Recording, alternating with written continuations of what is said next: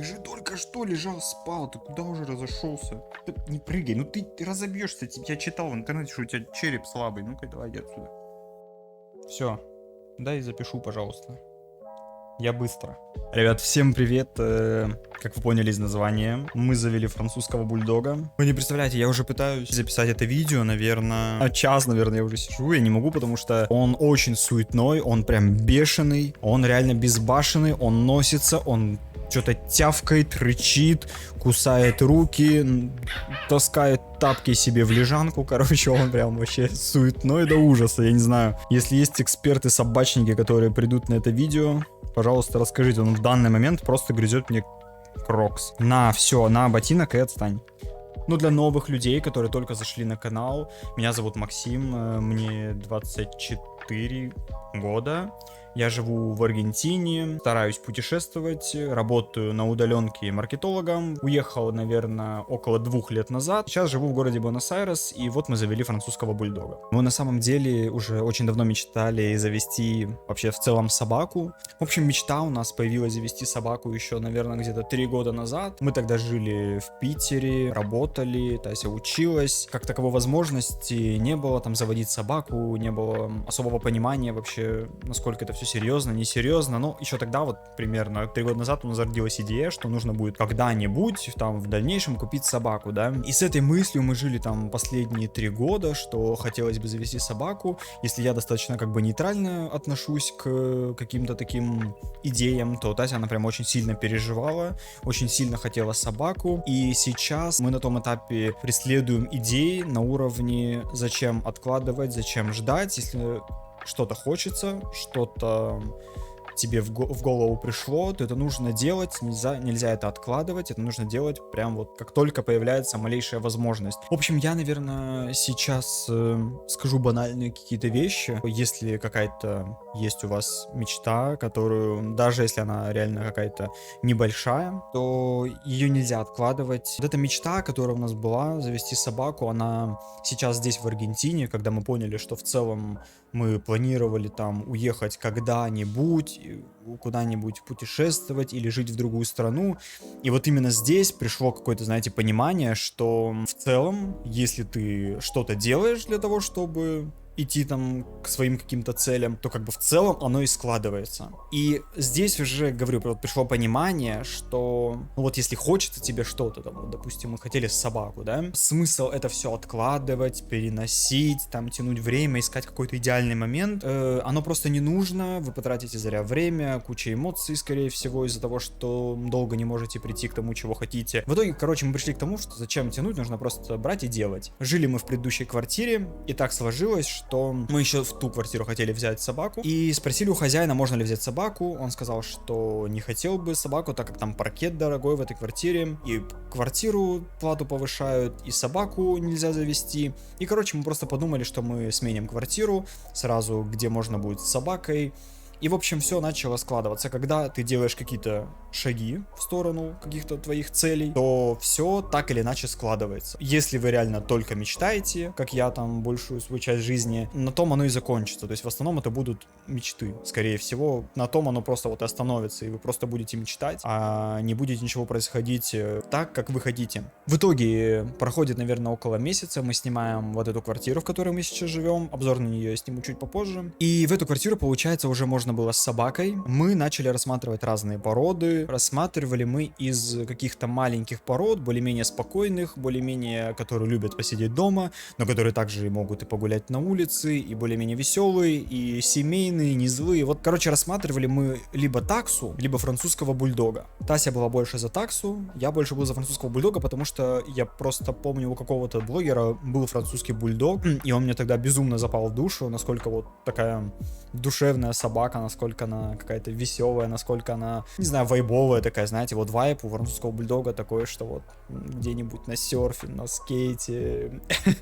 Ну, я не знаю, ну, по-любому видели в инсте там или в тиктоке где-нибудь видео с этими французскими бульдогами, они супер милашки. Мне кажется, что это супер семейная, супер веселая, супер классная порода. Я ее очень сильно отстаивал. Тася хотела таксу, я хотел французского бульдога. И когда мы начали разбираться в породах, начали более глубоко там исследовать вот эти породы, мы просто пришли к выводу, что нам реально больше подходит французский бульдог. Потом мы, в общем, начали искать, где бы нам вообще его, в принципе, достать, потому что, ну, естественно, если в России мы там могли предположить, там, заводчики, не заводчики, зашли, посмотрели, приехали, да-да, нет-нет, там, подождали, купили. Но в целом все как и везде. Мы написали заводчикам, нашли их в Инстаграме, написали заводчикам, очень классные заводчики, супер положительные люди, очень классно все сделали свою работу. Заплатили мы за Sky $450.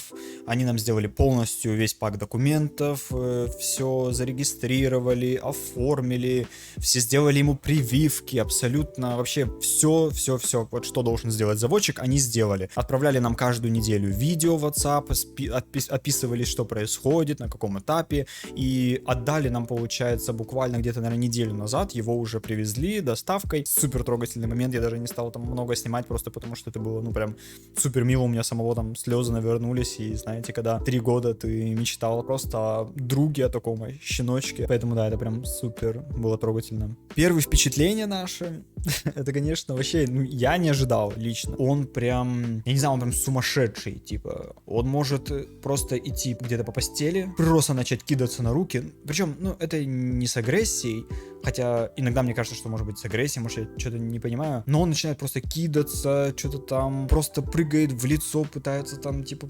облизнуть, подпрыгнуть, перекувыркнуться, короче, он как, я не знаю, как будто у него шило в одном месте, он носится, бесится, тявкает, и потом спустя там 30 минут вот такого драйва он просто падает и спит.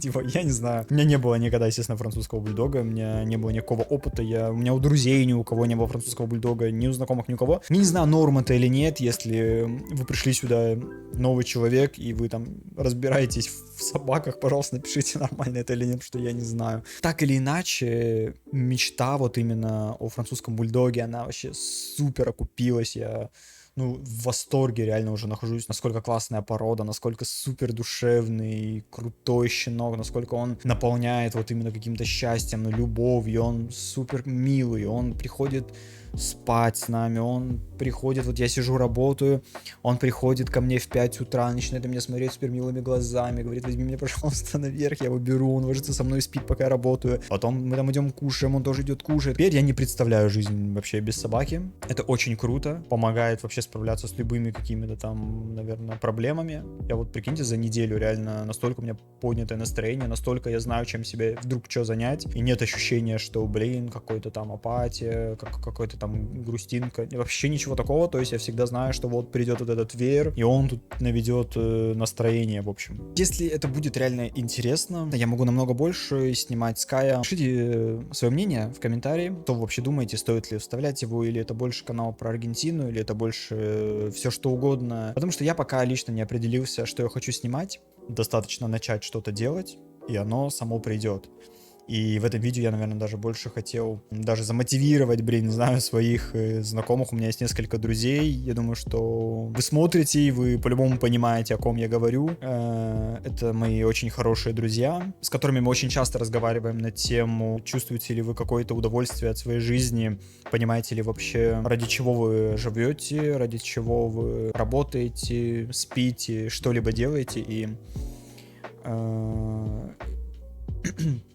я бы вот просто, наверное, хотел сказать вам, что нельзя думать, когда на кону стоит реально какой-то вот выбор. Если у вас есть реально ощущение, что происходит что-то не то, я сам, ну, прям не то чтобы проходил через это, я жил в этом ощущении очень достаточно долгое время, я жил в этом ощущении последние, наверное, 5 лет в России, и это ощущение, оно очень мне понятное, я понимаю, каково это может быть, я понимаю, насколько не хочется абсолютно ничего, но поверьте, оно того стоит, вот этот вот шаг, возможно, в неизвестность, возможно, с риском, но оно прям 100% того стоит, это супер офигенное ощущение, когда ты понимаешь, ради чего ты живешь, когда ты получаешь не каждый день, там, возможно, да, не каждую минуту, но ты хотя бы понимаешь, что ты получаешь удовольствие, ты понимаешь, ради чего ты вообще просыпаешься с утра, ради чего ты вообще работаешь на работе и ради чего ты вообще что-либо делаешь. Это очень, на самом деле, для меня важная сейчас тема, которую я, ну, очень сильно как бы прорабатываю внутри себя. я получаю, наверное, намного больше счастья в жизни, намного больше я чувствую какую-то значимость свою, верно, намного больше я понимаю, к чему я иду, и наконец-то я, наверное, нашел дело, которым я хочу заниматься. Не буду много говорить, я думаю, вы все понимаете. В общем, да, это видео, оно больше такое, опять разговорное, потому что, сори, на улице 37 градусов, выйти очень тяжело, что-то поснимать, ты сразу мокнешь моментально, голова начинает кружиться от жары, и очень тяжело, в общем, пока что снимать на улице. Но восстановим, уличные видео вернутся, все нормально, мой велосипед стоит, Кай подрастает, скоро будет очень много контента, будем ездить, показывать вам буду всякие штуки, приколы рассказывать. Все, вернемся, но пока что домашнее видео под кондиционером, иначе на улицу просто выйти невозможно. Также, как всегда, вы можете написать мне в комментариях, в описании Telegram, есть Telegram-группа, заходите, я, кстати, туда буду постить много, наверное, сейчас контента. Плюс через эту группу вы можете там написать в чате любые вообще вопросы. Если личные сообщения, я сейчас буду, наверное, меньше отвечать, потому что я очень много времени на это трачу. Но я буду очень сильно стараться. Но вот именно в чате, в телеграм-канале точно буду отвечать абсолютно вот там максимально, как буду успевать. Спасибо вам за просмотр. Спасибо, что вы подписываетесь. Спасибо, что вы там пишете комментарии, смотрите. Очень много приятных комментариев, очень много приятных людей, с которыми я познакомился. Благодаря Ютубу, благодаря вообще вот этой моей там какой-то медийной творческой деятельности. Безумно благодарен вам. Развиваемся вместе. Надеюсь, что в 2025 мы покупаем машину и едем до Аляски. Это будет вообще, я думаю, легендарно. Очень надеюсь, что это все сложится. Спасибо вам за просмотр, ребятушки. Хорошего вам вечера, дня. Пока-пока.